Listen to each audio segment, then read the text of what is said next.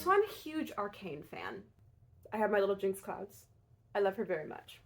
And unfortunately, I am a League player. I'm very bad. No, I will not tell you what rank I am. When the Welcome to Noxus trailer cinematic dropped, I got very excited because I love the Fortiche animation style and I like League of Legends. I'm sorry! So I was really excited to see the new designs, and I loved Elise's. Elise is a champion that I'm not good at, but I think is really cool, and I want to get better at, but I'm not a jungler. I play support or ADC, and I'm bad at both. Maybe one day they'll patch her in as a support. I know they've talked about it. I play her in ARAM sometimes, and it's fun, but I don't like ARAM as much as regular League. So I knew I wanted to make Elise's new black Masque skin. I didn't have time to do a full build with the spider legs and everything. I probably will eventually, but in the meantime, I thought it would be fun to throw together a clubbing inspired look for her, and two of my friends are gonna go as LeBlanc and Katarina. I was also really excited when I found out that the skin was gonna be free in-game. So when I unlocked this skin, I was so excited because it looks so cool. I don't know, I always feel weird when I cosplay a League skin that I don't own, like KDA Seraphine. Seraphine's my main when I play support, and I did not want to spend $30 on a skin. So I've cosplayed KDA Seraphine, but I've never played with the KDA Seraphine skin. So I always feel a little silly, like I'm a fake fan, which is stupid because I played the game, but I knew I wanted to make the mask, and I knew I didn't want to do it with just face paint. I wanted an actual mask. Face paint is my mortal enemy. I hate it. I would much rather have an actual mask. So when my local Party City closed, I went to my Party City's closing sale, and I found a mask for 34 cents on clearance that I knew would be perfect if I just painted it and cut it apart and made it into something new. I started by taking my mask and a Sharpie and marking out lines of kind of the excess that I wanted to cut off, because I knew that Elise's mask was much smaller than the outline of the mask that I had purchased. So I just took regular kitchen, like craft scissors, and cut along that line.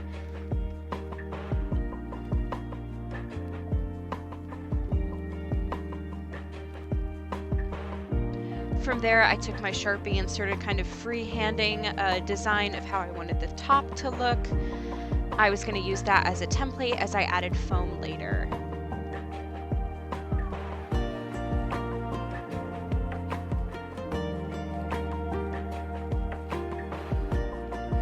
Adding foam shapes was a lot of trial and error. I didn't really have a plan. I just kind of cut shapes, saw what worked, saw what didn't work, and yeah, I wish I had a pattern, but this was just kind of a fuck it we ball project.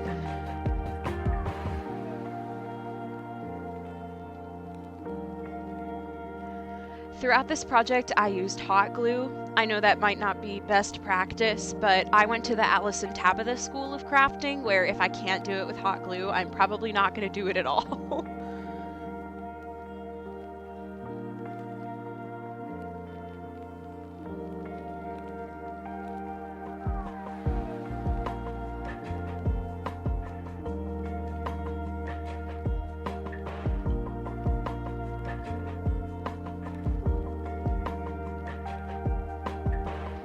My main goal as I was going was just to make sure that both sides were symmetrical as I worked.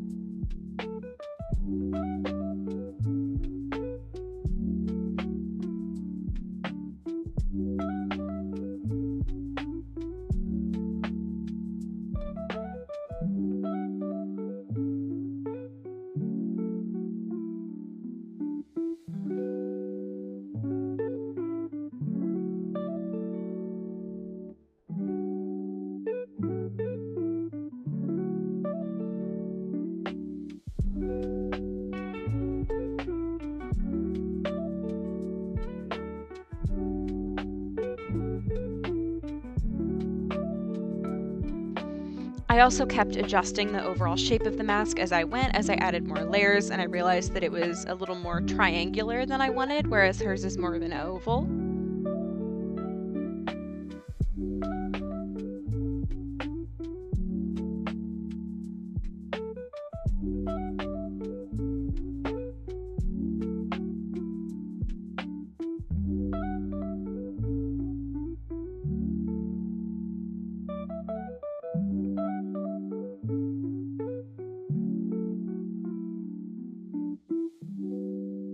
Both my colors of foam are the same thickness. They're just what I had left over from a big multi-pack of, I believe, 3mm foam that I bought at Walmart.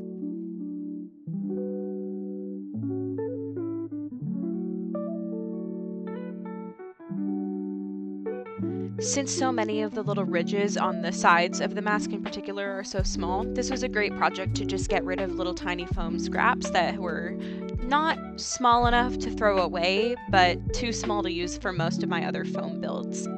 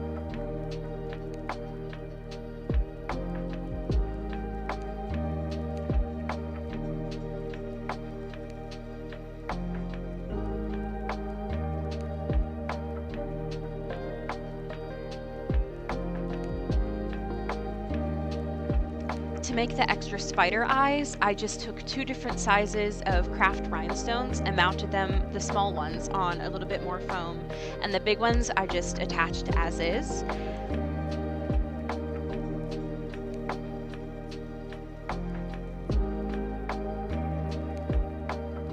I'm a huge fan of no-buy projects. I don't know anyone who isn't.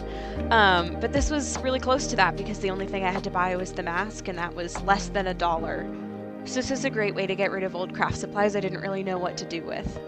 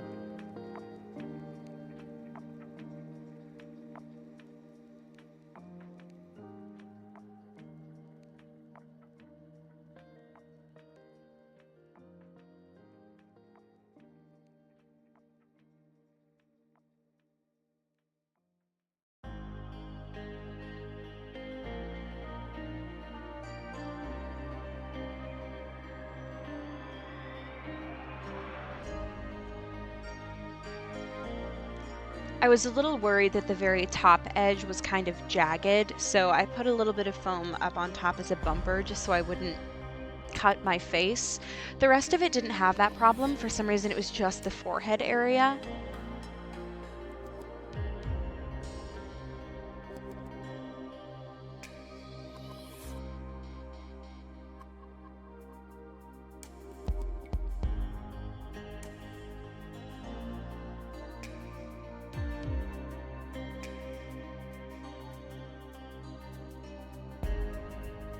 Once everything was assembled, I wanted to prime it for painting using some tacky glue, just because the plastic of the mask and the texture of the foam and the rhinestones were all three very different textures, and I knew that they would absorb paint really differently.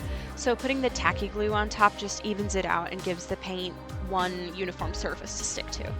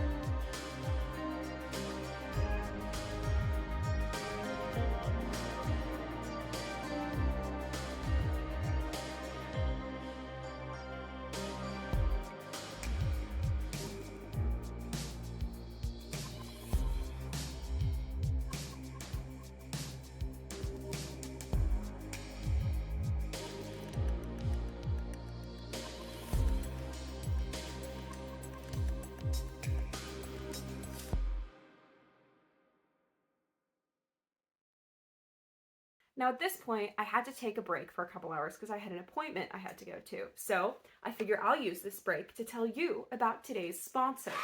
Today's video is sponsored by HyperX.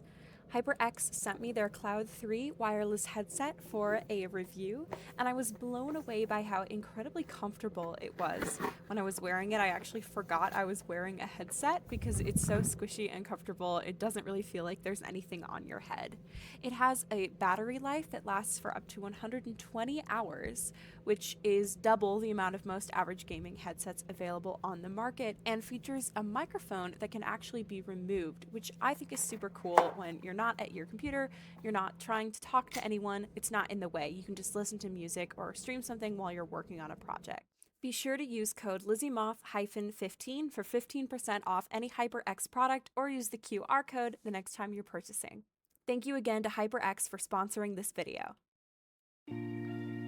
Initially, I was just going to spray paint it and then paint in the details, but I forgot that the red spray paint that I have is the devil because it's just paint, not paint and primer mixed, so it just kind of bubbles and peels off. It's terrible. So I ended up just using that as a base coat and painting over with a couple layers of red acrylic paint, which ultimately didn't make that much of a difference, but it did make more work for me, which was kind of annoying.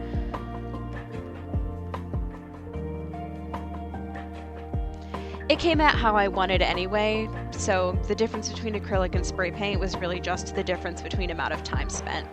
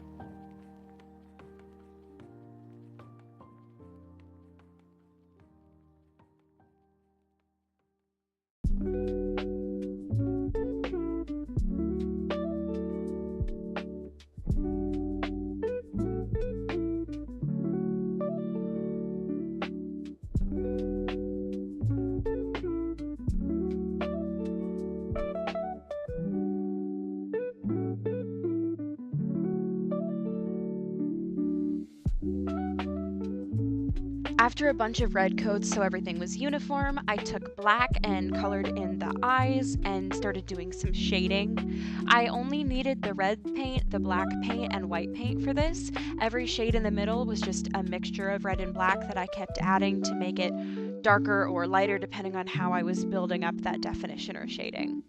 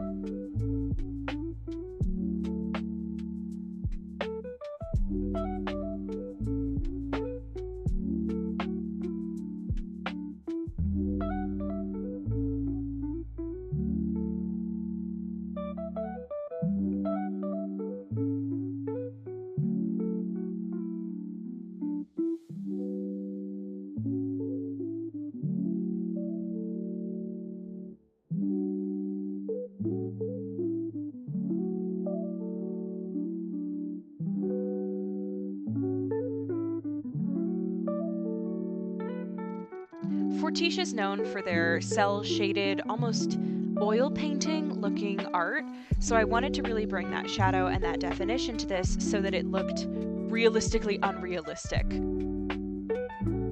I think the last time I took a class where painting was even a subject, I was in high school, so any technical terminology, technical knowledge I have is long gone. It's all just muscle memory now.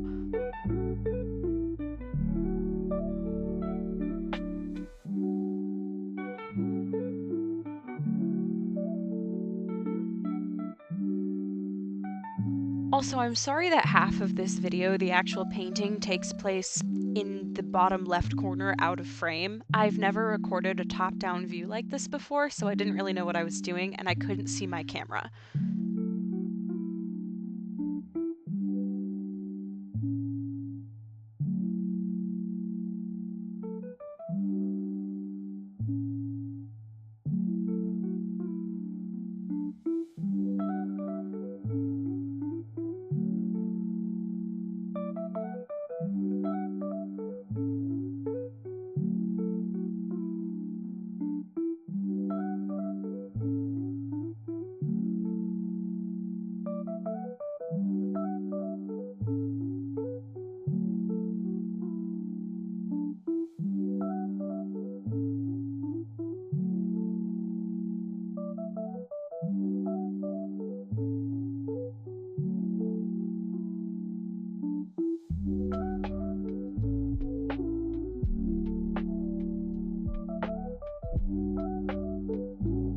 When I was satisfied with the shading, I just took a really small brush and some white paint to add catch lights and some thin little lines of highlight accent around the mask.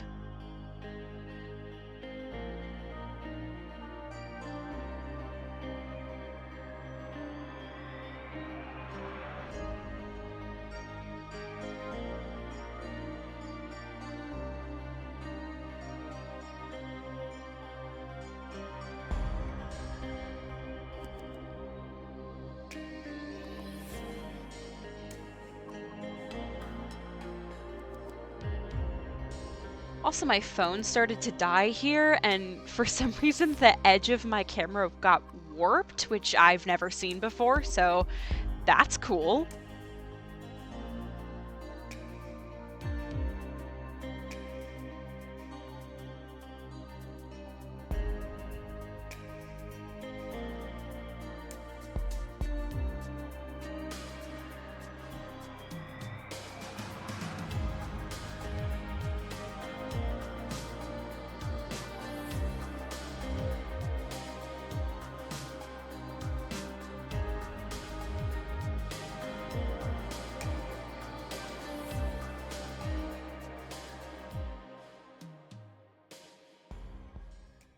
By the time this video is uploaded, I will have pictures of myself wearing this full cosplay because it'll go live the day after I wear it. But I don't have time because of my con crunch for C2E2 to throw it all on for videos and pictures right now. So you're gonna have to bear with me as I just hold it up to my face. Just imagine that my bangs are slicked back.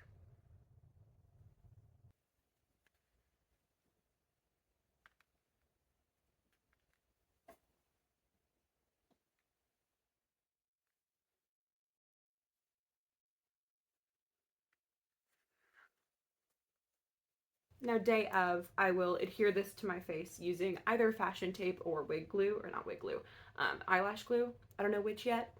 We'll see. But not bad for a project that cost me 34 cents, and scrap foam and paint I already had, and rhinestones I already had left over from other projects. 34 cents? I will take that. If you are a gamer, if you are a League of Legends player, I highly recommend you check out today's sponsor, HyperX. Thank you again to HyperX for sponsoring this video. Be sure to use code LizzieMoth15 at checkout or use the QR code on the screen here. Thank you so much for watching. I hope that this was helpful if you're in the process of trying to cosplay the Goth Spider Dommy Mommy, or if you're just having fun watching cosplay progress videos. I'm excited to see how this cosplay turns out.